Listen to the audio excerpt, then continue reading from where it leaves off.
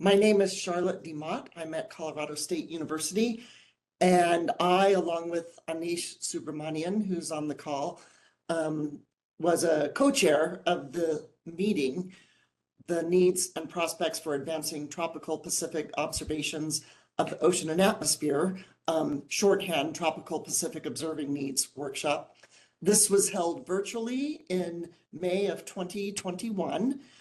As is customary with a US CLIVAR supported workshop, there's often a collection of articles written from some of the outcomes that are put together in a US CLIVAR Variations newsletter. The US CLIVAR office was absolutely overwhelmed with meetings that have been postponed during the pandemic. And so they have been diligently working through a backlog of these types of seminars from the US, from the Variations newsletter.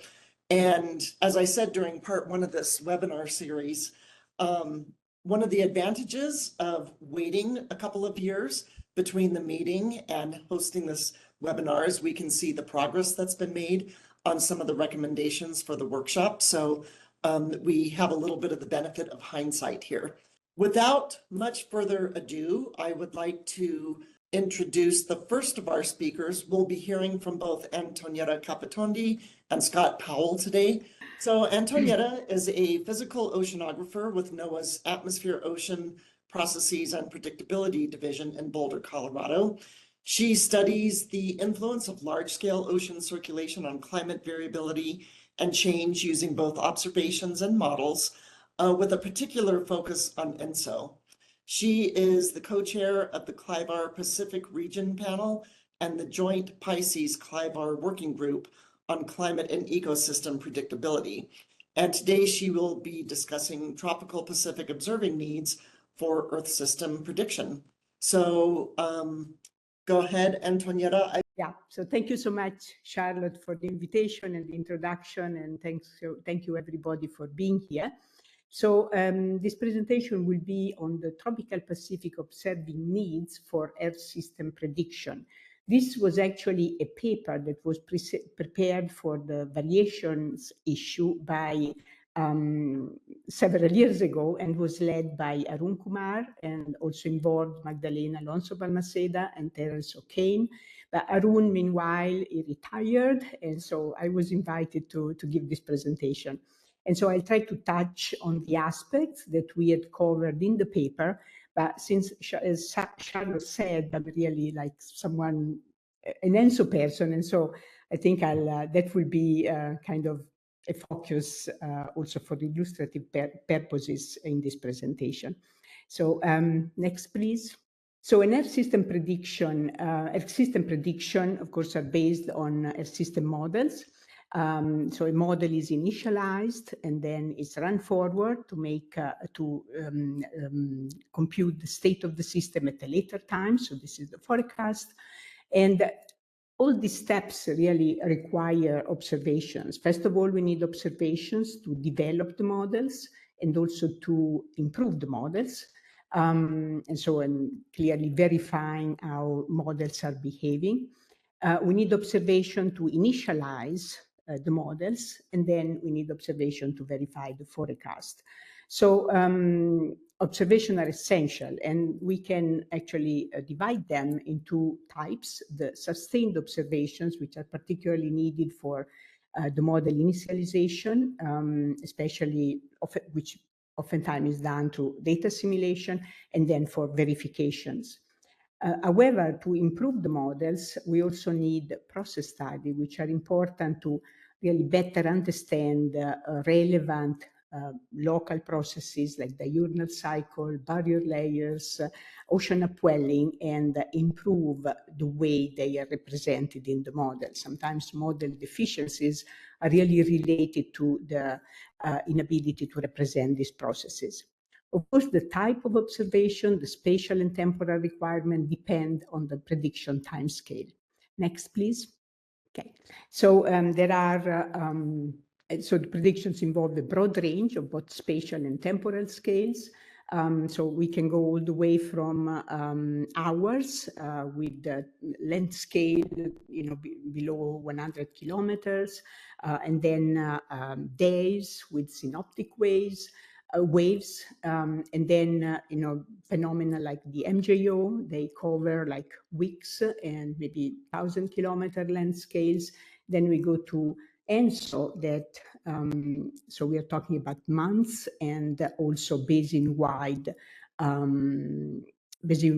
spatial scales. And the spatial and temporal scale are not independent. So an example is the seasonal cycle that can affect the MJO and can modulate ENSO, which is strongly seasonally phase-locked. And so I think an observing system really need to capture, as we also will see later in the presentation, this different component. Specifically for S2S predictions, it's very important that observation capture ENSO, and including also the air's interaction associated with it, like surface fluxes and of heat and momentum.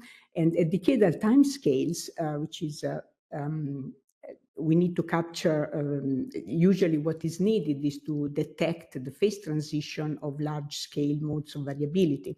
So in the case of decadal signal, they tend to be weak, so the signal-to-noise ratio, the signal-to-noise may be a problem, and so there is often the need for large prediction ensembles. And so the observation in this case must resolve many contributing processes that can operate at large scale. So for that, actually, it's very important maybe to have a global network. Next one, please. So I would like to spend some time on the model initialization, since I think the model initialization is an important step where we really want this phase of the process to capture the quantities that are most critical for the system evolution that we are interested in. And these quantities may include large-scale fields and also local conditions. And I'm going to use actually ENSO as an example. Next, please. So some of these large-scale fields, some of these large-scale fields really involve hemispheric fields.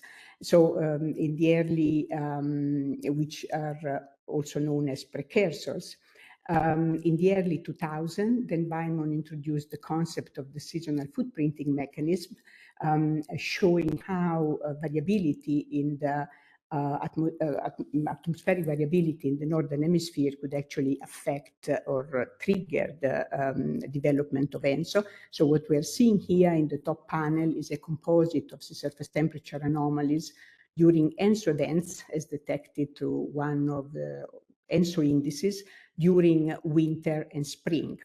And then in the bottom panel is the composite of the associated sea level pressure anomalies 1 year earlier. And we see that they show this dipole pattern in the northern hemisphere with a negative lobe in this particular phase southward and a positive further north. And this is a pattern that is typical of what is known as the North Pacific Oscillation. And this, you can see that this sea level pressure anomaly reach deep into the tropics, and they can lead to an ENSO development, as we see in the next slide, please. So again, starting from this, in this case is kind of a schematic, starting from this meridional dipole of sea level pressure. So the southernmost lobe in this case supports a cyclonic circulation. So the winds in the lower edge of this lobe tend to oppose the climatological winds. Next, please. And so reducing the easterly winds, and so reducing also the loss of heat through latent heat fluxes, and creating the development of sea surface temperature anomalies. Next, please. And then the sea surface temperature anomalies actually supports anomalous wind on its southwestern flank. Next, please. Leading to this southwestward movement of this wind anomaly, next please, that eventually will reach the equator, trigger equatorial Kelvin wave, and possibly leading, next please, to the development of an ENSO event. So this is just an example of how this large scale can actually really affect ENSO. Next, please. So this surface temperature anomaly created by this internal atmospheric variability are known as the North Pacific meridional mode. There is an equivalent, although different in structure, in the South Pacific that was introduced by Zheng et al. In 2014. And later on, you and Furtado were looking at the associated sea level pressure and wind anomalies field, as we see in the top left. And we can see that also in the southern hemisphere, this South Pacific meridional mode, which is as anomalies in the southeast and then extend along the equator, also shows this dipole pattern. In this case, unlike in the North Pacific, where the peak phase is during winter and spring and early spring, in the southern hemisphere, this is the peak of this mode of variabilities in the boreal summer. And so the lead to ENSO events is approximately 4 months. So we have glimpses here of how there can be these influences, but how which precursors can be more important? So what are the optimal precursors for ENSO events? Next, please. And this concept of the optimal precursor has been discussed and assessed in the context of linear inverse models. So these are empirical models that are built on observations, and they include like a state vector whose evolution depends on 2 terms, as we see on the right-hand side. The first term represents the deterministic evolution of the system, with L being the dynamical operator. For a system of the most probable state of the system at a later time tau can be determined from the initial state of the system through this operator G, which is related to the dynamical operator L. But most importantly, I think we can use this framework to determine what are initial conditions that really optimally grow to a final state. And these are just obtained mathematically as the right singular vector of that operator G. And we can see how the amplitude of the final state relative to the initial state evolves over time in the right figure.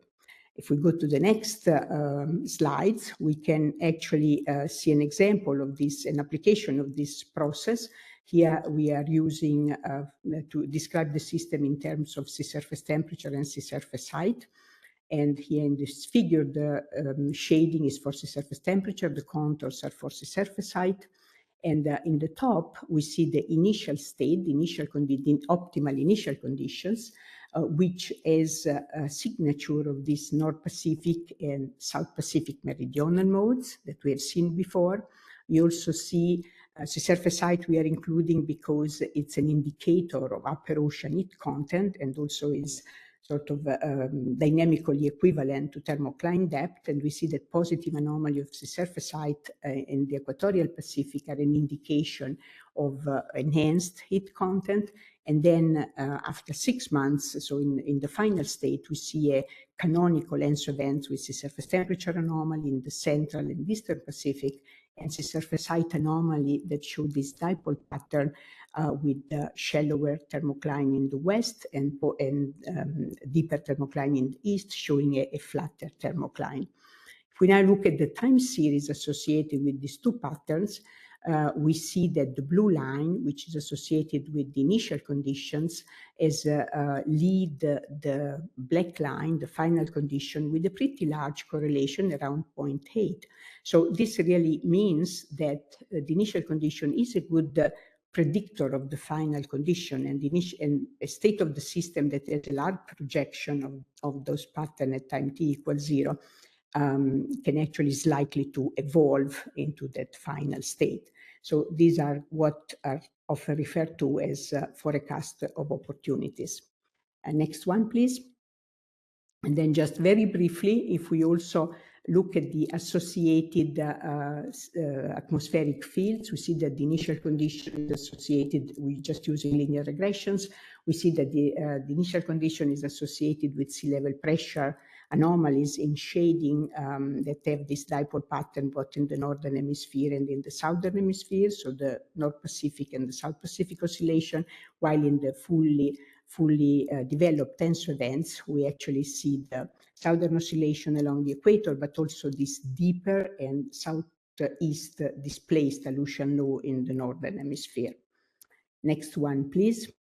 So there is also ENSO doesn't come in one version, but in one the typical pattern, but it comes in different spatial patterns, which they tend to be grouped in the Central Pacific and Eastern Pacific events.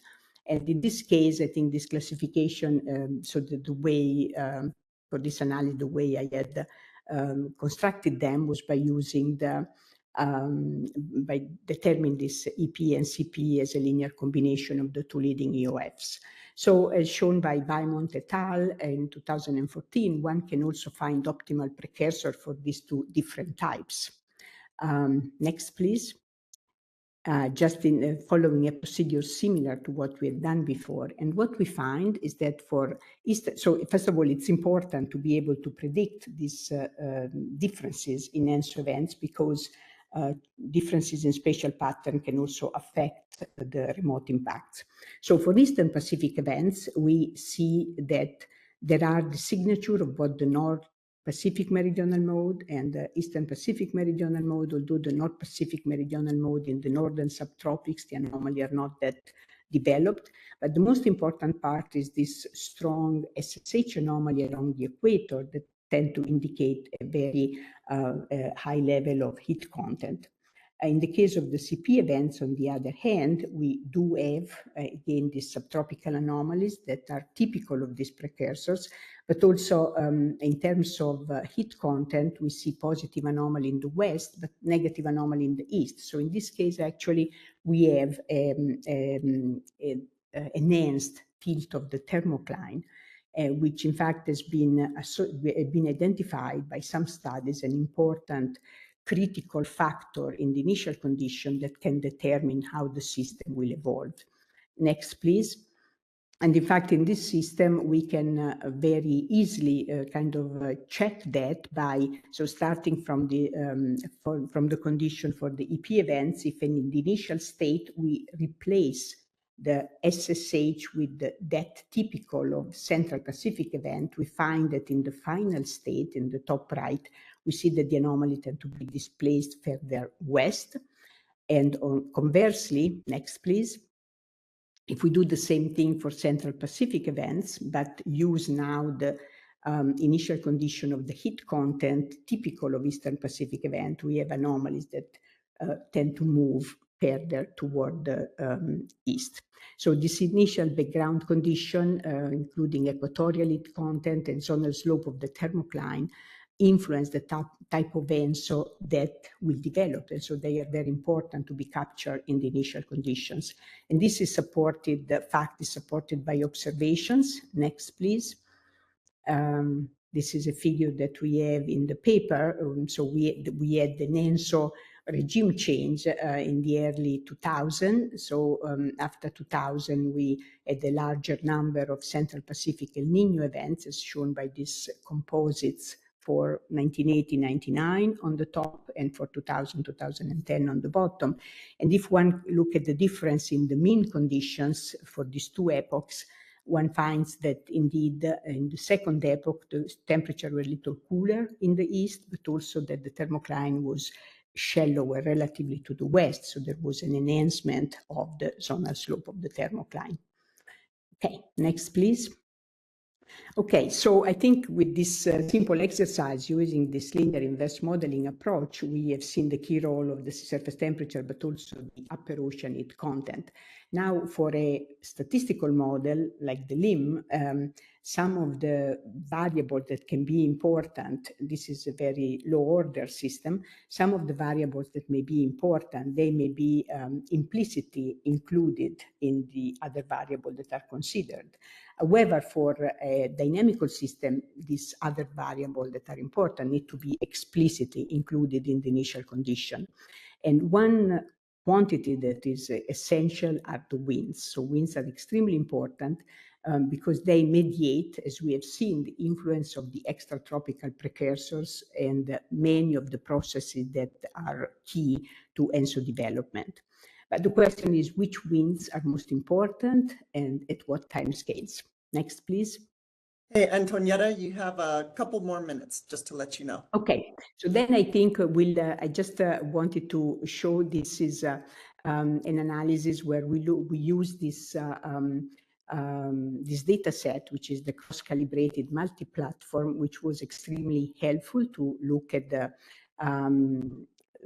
winds in the tropical Pacific. And what we see, this is based on scatterometer winds, winds from mooring, and also an atmospheric reanalysis.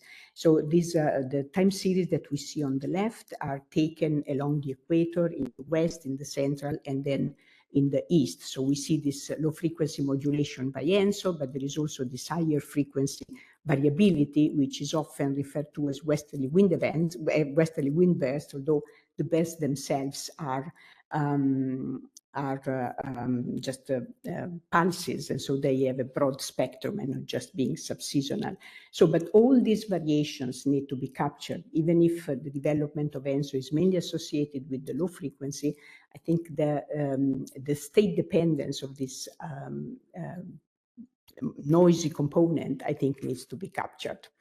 And we're going to, I just wanted to say, just make a point about coupled data simulation. So I think what we have seen is that at least for ENSO, but also for other phenomena that we're interested in, the atmospheric variable, so the atmospheric variable and their interaction are extremely important. So initialization may require coupled data assimilation, and there are two ways of doing it. There is the weakly coupled data assimilation and the strongly coupled data assimilation. And particularly for the coupled data assimilation quantities, so it's very important to resolve the exchange of heat and momentum between ocean and atmosphere, and as well as the coupled error covariances. And so this highlights the importance of collocated measurement of ERC interactions. And then the final point comes in the next one. I just want to make a point for looking at longer time scales, as I touched briefly on decadal prediction, which is a time scale that has emerged as important for several management and decision making. And also, I think it's very important that an observing system that can help us with long-term projections. I think what's happening in the tropical Pacific is critical for the global climate, and I think we have discrepancies between what the model project and what we have seen in the historical record. So for these longer time scales, sustained observing system and also consistent measurements, including platforms, calibration, processing, to correctly capture the trends, it's very, very important. And so I think while we, of course, want to introduce innovation, which exploiting also the new technology that is becoming available, I think it's very important to maintain the integrity of the data record by preserving through careful intercalibration of measurements in order to prevent the introduction of spurious trend and really be able to make some accurate assessment of both longer decadal time scale, but also trends. And I stop here. Thank you. All right, thank you, Antonietta. That was really great. Thank you for joining us.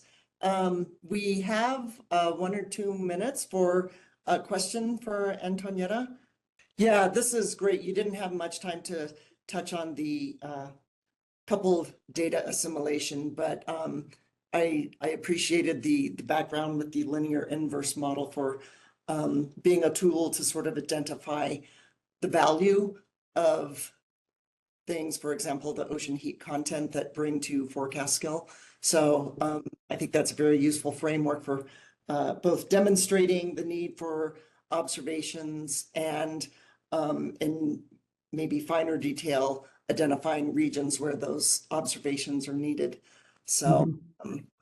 I think one thing that I didn't say, trying to, get quickly to the end, is that, I think I focused a lot on this large scale, which I think are very important to, they affect the likelihood of occurrence of events. mhm, But we have talked also during the workshop itself about local measurements. So then there are other factors like the vertical stratification, the barrier layers, equatorial upwelling. So all of these factors can affect how efficiently these winds, which may be driven by extratropical conditions, can actually lead to the development of an ENSO event. So ultimately, the local factor, the local stratification, or the way the ocean can, well, I don't know if control is the right way, but can, affect the amplitude of the events themselves. right. Seeing any other hands raised. If anyone has questions that come to mind, I'm sure you're welcome to reach out to Antonietta to discuss. But at this point, I think we can move on to our second presentation. We will be hearing from Scott Powell. Scott is an assistant professor at the Naval Postgraduate School in Monterey, California. His research interests include tropical meteorology, remote sensing, mesoscale meteorology, and clouds and convection. Scott is the lead PI for a proposal to deploy the NSF Seapole radar during the planned TPEX field campaign. This deployment is intended to happen at the eastern edge of the equatorial Pacific warm pool. And sort of with that backdrop, today Scott will be sharing with us his thoughts on the question, will we have the marine atmospheric boundary layer observations necessary to realize the decade of convection in the tropics? And I see he's got a slightly different title, so we look forward to hearing your talk, Scott. All right, thanks. Yeah, so a slightly different title, but this was originally, actually I've got it pulled up right here, about when we have the marine atmospheric boundary layer observations to realize the decade of convection in the tropics. And this was a contribution put together, really pushed by Brandon Wolding. So I'm speaking for him today and talking a little bit about what's in that contribution to variations. And since it's been 3 years, adding a little bit of stuff in addition to that. So let's just kind of jump in and see what we've got. The first thing I want to sort of focus on is cloud processes. And I'm going to do so through most of this talk. And asserting that, cloud processes are really sort of the bridge between the surface and the atmosphere. It's the way that information from the marine boundary layer gets communicated upward to the free troposphere. And modeling clouds is something that still challenges us. So it's a major effort to understand these processes better, which means observing these processes better so that we can ultimately improve their representation in our weather and climate prediction systems. And this is speaking to the choir a little bit in terms of impacts, but one place where convection really is important globally on subseasonal to seasonal timescales is the Madden-Julian oscillation. And this is just a schematic from NOAA PMEL of global impacts of the MJO. And this is not all inclusive, but just really quickly, idea is that I have convection that oscillates on a 20 to 100 day roughly time scale in the Indo-Pacific region. So this sort of blue blob down here.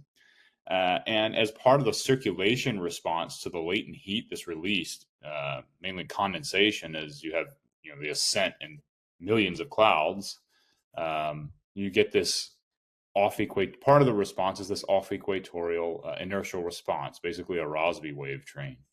And in this example, this is showing like a low, high, low.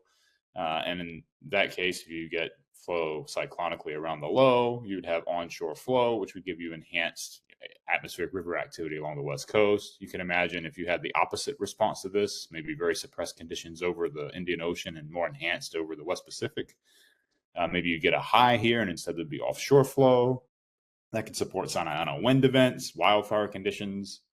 This has also been linked in the U.S. to severe weather activity in the Midwest and in the South. So there's, just in the U.S., lots of impacts of the MJO on global weather, tropical cyclones as well throughout the world. And my point is that properly capturing the MJO and global models depends on an accurate representation of clouds and the environment which causes clouds or hinders clouds from developing.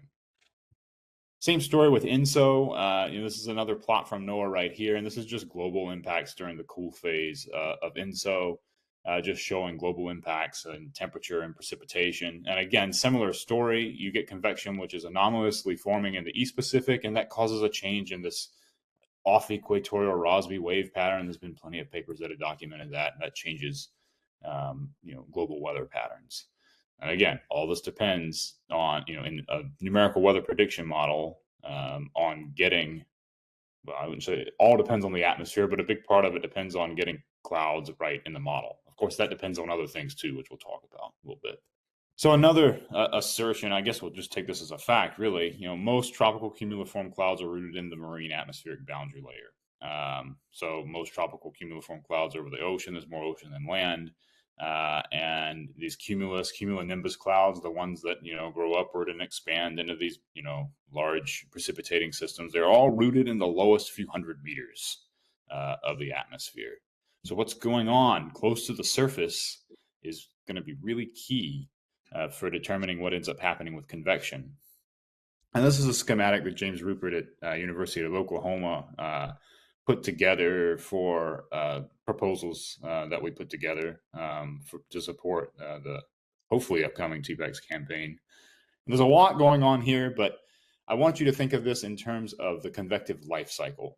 And on the right, we have the stage one is sort of the early part of the convective life cycle where you don't really see any clouds, but you see some boundary layer turbulence in this green shaded area, which is where the relative humidity is quite high. So this is kind of a mixed layer, really close to the surface.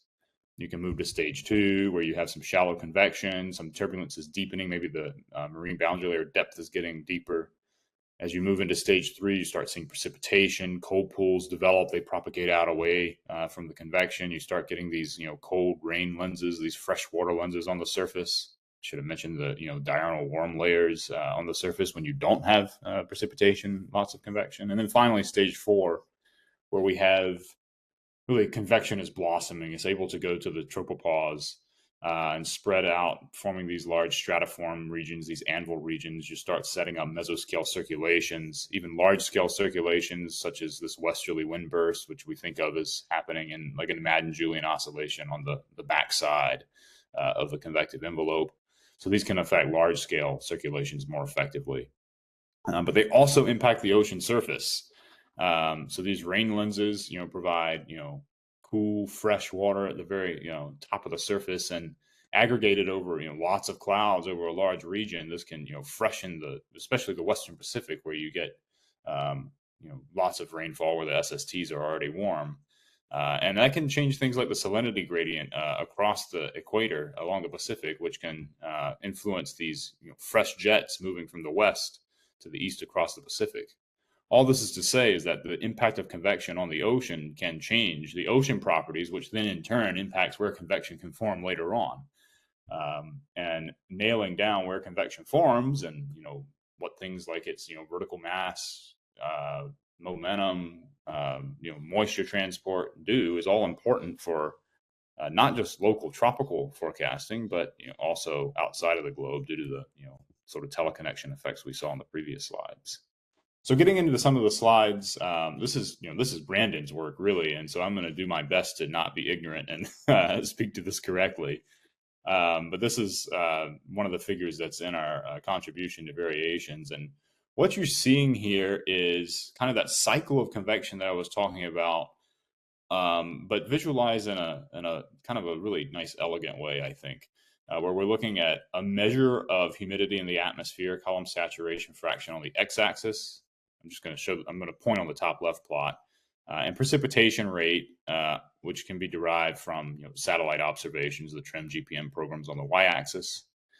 And the arrows sort of denote, how the atmospheric convection system evolves, such that if I take this arrow right here, it says that the system tends to move from whatever value of saturation fraction precipitation it is up and to the right on this plot.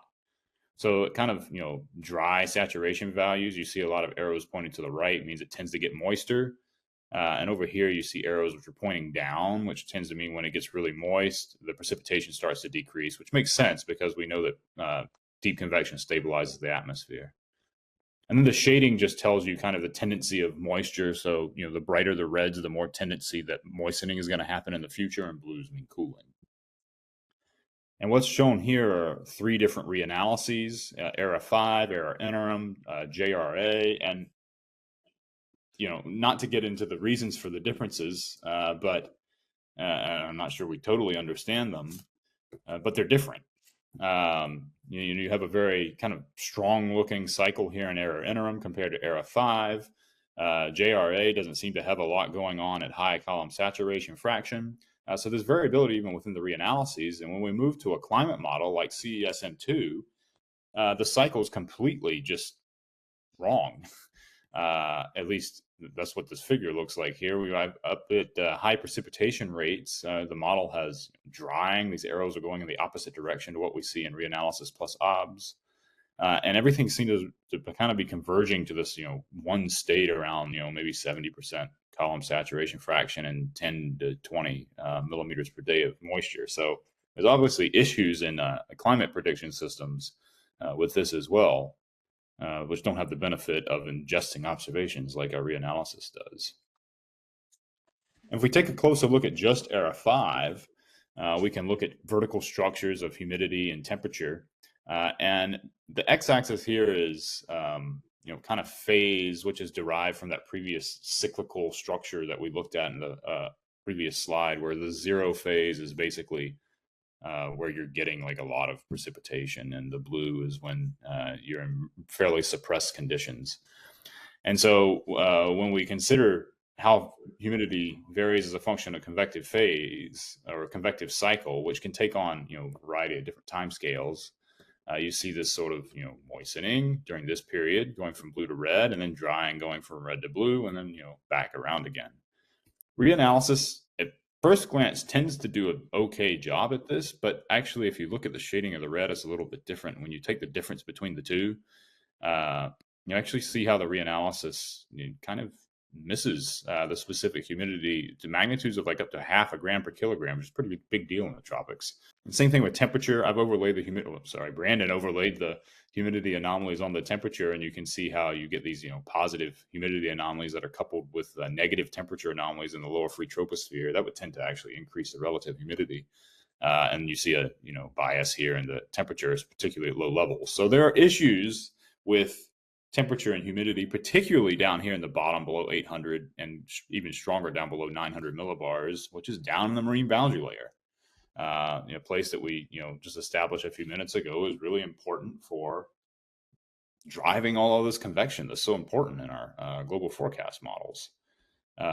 So clearly, some better constraint in the MABL is necessary for better performance of our reanalyses and probably for understanding of these processes.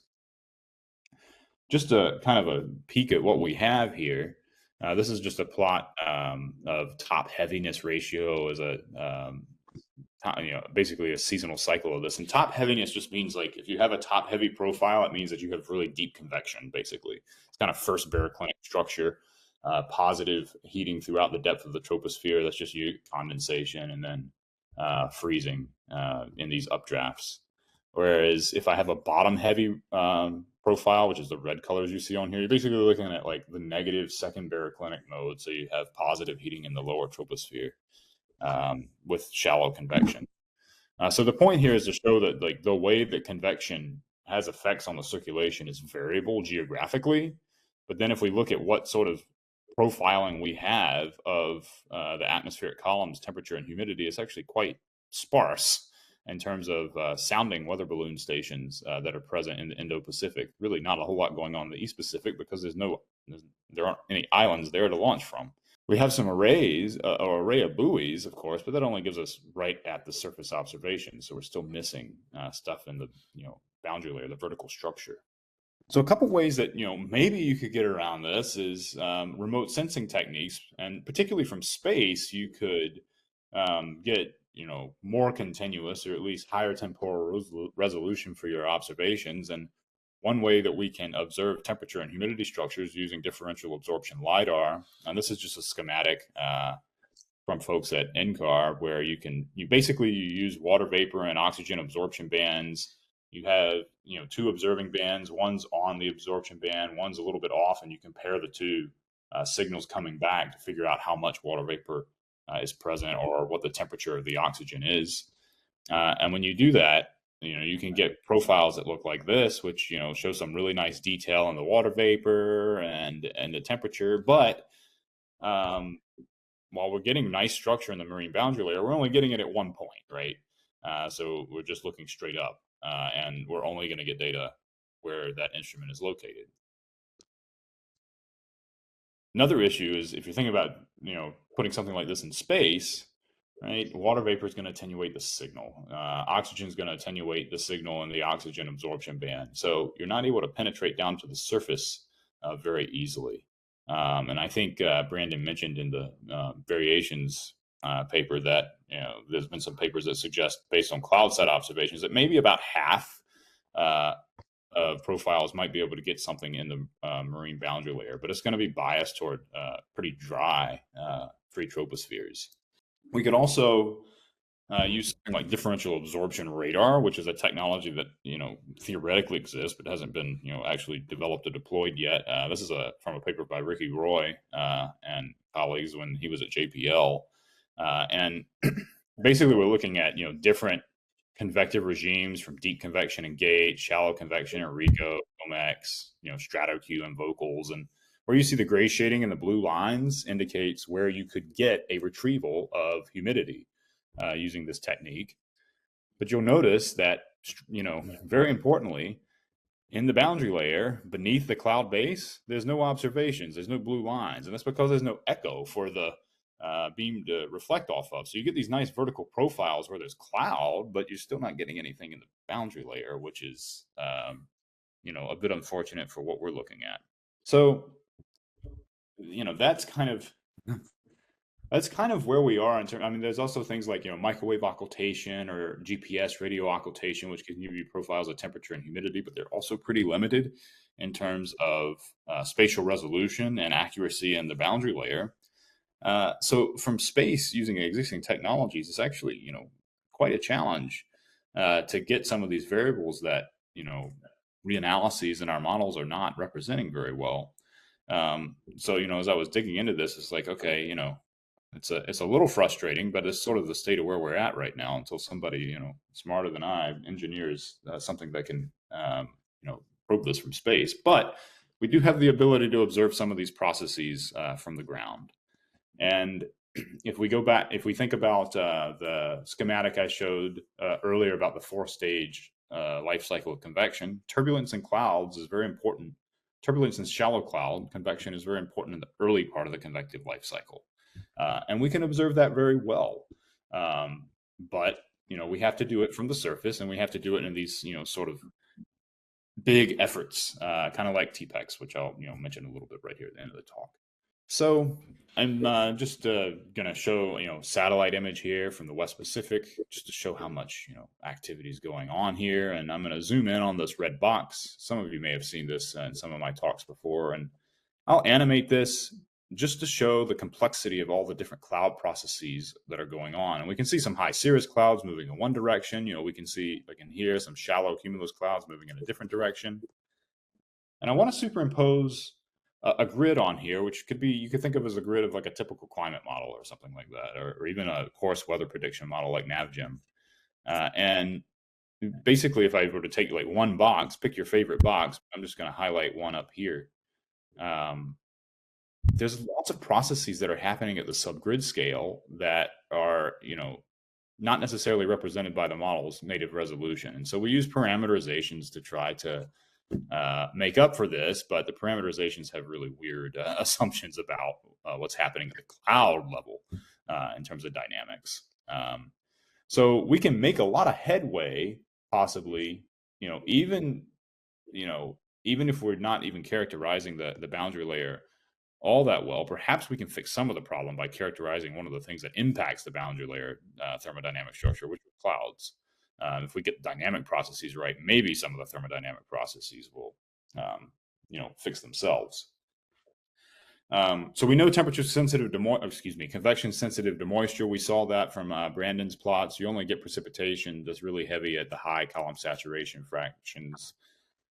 But that sensitivity varies based on environmental conditions. So there's kind of like a sliding scale that determines how much convection is sensitive to humidity. And this is a nice paper from Adam Varble and other folks at PNNL fairly recently, which is actually a study of continental convection, but it shares the same dynamic equations as marine convection. And they did a separate analysis for wide cells and narrow cells and looked at the things that predicted whether or not you were going to get, 10 dBz echo top heights that were really high or, really low brightness temperatures. And for narrow cells, the thing that was important was, mid-level relative humidity, maybe to some extent the LCL height, which is partially sensitive to boundary layer humidity, which you can tell in that case the observations show, but the model didn't do so well. And in wide cells, the humidity doesn't matter as much, and it's things like CAPE and level of neutral buoyancy, which are temperature-based processes. So again, wide cells might be less sensitive to water vapor in the atmosphere, and that sort of makes sense if you think of a wide cell being protected from entrainment. Then we have to ask what controls the size of these clouds. And, there's been some modeling studies that suggest that the height of the boundary layer is very important, where if you have a high LCL or high marine boundary layer, this is from Jake Mulholland, that you would have eddies that widen when they get to the top of the boundary layer, so that results in larger clouds. And Wojtek Grabowski showed something different a little bit, but basically same conclusion, that as you increase the cloud base height on the y-axis, you generally increase the cloud width.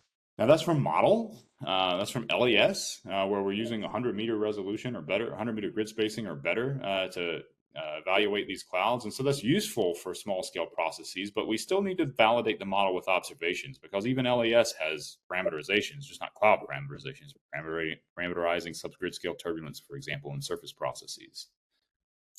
So to observe some of these cloud and turbulent processes, we can use things like, ground-based or ocean, ship-based radars and LiDARs, radiometers. This is a picture right here of CPOL. This is the one that I led the proposal for the TPEX campaign. And this is on top of this is on the forward deck of the Ron Brown during the Piston campaign in 2018. I actually operated the radar then during the night shift, which was pretty brutal, but a nice learning experience. And things like these radars and LiDARs are easily portable to ships as well. I don't say that easily, but they can be ported to ships as well, so that they're vertically pointing and giving us information about vertical structure as well at sea in places where we don't have islands to observe. And if we put this in the context of our cloud life cycle from earlier, I've kind of got the stages that each of these instruments are maybe most useful for, where the LiDARs and radiometers are going to give us structures of atmosphere, particularly when they're not getting attenuated. So in kind of these not rainy situations, although you can use them in rain as well, we're just not going to see as far. Your cloud radars, small antenna, that's going to be really useful for the shallow convection, but it gets attenuated a lot in high water vapor conditions, so you can't see that far. And then you have your precipitation radars. This is CPOL, and the bottom left is NCAR's S-pole, which are useful for the later part of the convective life cycle, but tend to not see too much of the shallow. So we can observe these turbulent motions in clouds, but then there's a question of what controls the marine boundary layer depth. And I think you can actually go back to Dynamo to take a look at this. And this should be Johnson and Sosiewski 2017. My bad. But what we're looking at here is a frequency of the marine boundary layer height during the Dynamo field campaign from, I believe this is from this is from GAN and a couple other sites. And you basically see that there's variability from, very shallow boundary layers, maybe during the nighttime, to deep boundary layers, which tend to occur during suppressed periods when there's lots of shortwave radiation coming in, heating the surface and driving a stronger convective boundary layer. In other words, stronger turbulence in the boundary layer, meaning that there's some sort of interplay between the surface properties and the properties of the boundary layer that ultimately control how wide clouds get. So you can draw a link between surface properties and the sensitivity of convection to moisture. Now, these processes haven't been observed very well, that's for sure. Hey, Scott. So that's part of the motivation for this TPEX campaign in the Pacific. And I'm just showing this right here, the buoy array on the right, and then here on the left, some of the key processes on a different schematic from a little bit older paper where you see temperature gradient along the equator. You get deep convection preferentially in the West Pacific, which can drive freshening of the surface, and you get a temperature and salinity and other things gradient kind of in this region of the world, kind of in the West Central Pacific, and jets moving out of this West Pacific region can sort of modulate where this front in the ocean ends up. And so that can kind of control properties of the marine boundary layer in different parts of the Pacific, and ultimately the propensity for convection to develop. So that's it. I'm just going to throw up a few conclusions. We talked about some key variables that we would need to observe. Spatially extensive observations are really hard to get. In other words, spaceborne observations, but small scale processes we do know how to observe, even though we can only do so over limited space. And the last thing I wanted to mention is that LES can be really informative for key processes too, at least to kind of give us ideas of the things that we might want to target for our observations, but we can't necessarily just use LES as truth. Because it too has, some sorts of parameterizations. It's not explicitly resolving the entire atmosphere. And so, we want to make sure that we validate those results as well. So thank you for having me. All right. Thank you, Scott. Let's see. We probably have time for one quick question. If anyone has something that won't. Antonietta, you have your hand up. Yes. Thank you, Scott. This was very nice and a little out of my territory, but you talk about all these very interesting processes that, one would ideally that can be observed and ideally one would like to capture. But I wonder if we have a sense for which of them can be more important. So, for example, you showed that the CSM2 had this very, wrong representation of that diagram. The diagram that you had relatively to the reanalysis, which themselves were very different from each other. So how would that error maybe translate in the simulation of the MJO in the model? Do we have a sense of that? Because this is actually part of the motivation for my current CVP funded project, and I think there are many potential answers to that as there are answers, actual answers to that. So we know from observations that moisture is the first order item of importance for convective growth. But then there's so many other things that can, in a nonlinear way, affect moisture in different layers of the atmosphere. So then, if you say, well, moisture matters, that's fine, but then you need to go observe all these other things that impact moisture. For MJO, one way that moisture could matter, actually, not even really moisture, one way that cumulus parameterizations can kind of, screw things up in a way is by not properly representing mass flux, vertical mass flux, and detrainment into the atmosphere. So Arakawa-Schubert type schemes tend to have detrainment at too low a level. And what that means is that radiative heating in the tropical column gets constrained to just kind of the lower half of the troposphere instead of the deep troposphere. And we know from theory that the MJO's amplification rate and from its dispersion relationship that Angel Adames derived, that is very sensitive to cloud radiative heating. So if we're sort of constraining the heating to just half of the troposphere, we're not going to properly represent the amplification of the MJO mode. But then that just kind of gets into the weeds of like what's going on in the cumulus parameterization. Yeah, thank you very much. It's very fascinating. All right, thank you, Scott. It's always nice to hear about the convective component of the air-sea transition zone. We are just about at the top of the hour here. I want to thank both of our speakers. I also want to extend a special thank you to Alyssa and Mike of the US CLIVAR Program Office. I just have to give a shout out to US CLIVAR for being an agent that really lets scientists focus on their work, which they offer tremendous support for all of us through all of their panels, webinars such as this. And so big thank you to US CLIVAR.